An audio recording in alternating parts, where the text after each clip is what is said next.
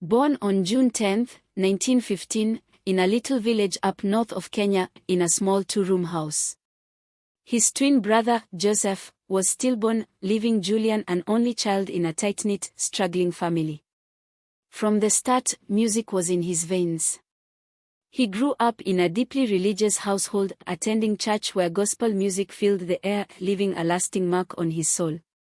By the time Julian was a teenager, his family had moved to south of Kenya where he met a lovely girl, Maria, who introduced him to a church where his journey truly began.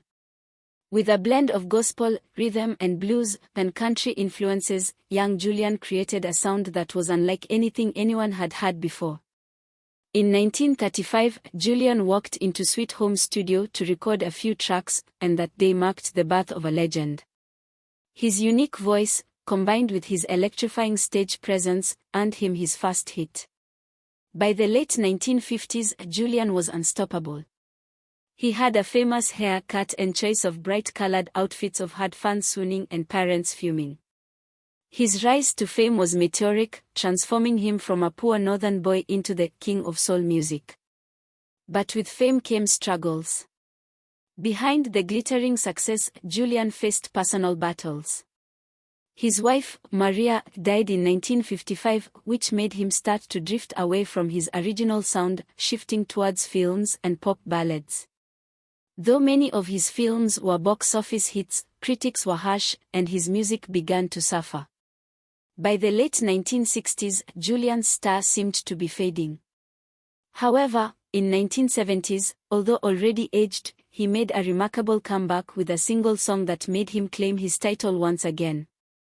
But even as the world cheered, Julian was falling apart behind the scenes. Years of stress, bad management, and the demands of fame took their toll. Julian began relying on prescription drugs, sedatives, painkillers, and amphetamines to cope. His once lean frame became bloated, and his health declined rapidly. Yet, through it all, Julian continued performing, often pushing himself past his limits. Despite his personal struggles, the world never forgot his contributions to music. He became a cultural icon, his name forever etched in history.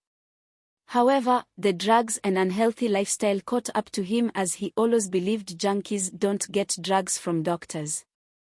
On August 12, 1974, Julian was found dead in his mansion in Cape Town. The King of Soul was gone. Even in death, his legacy only grew.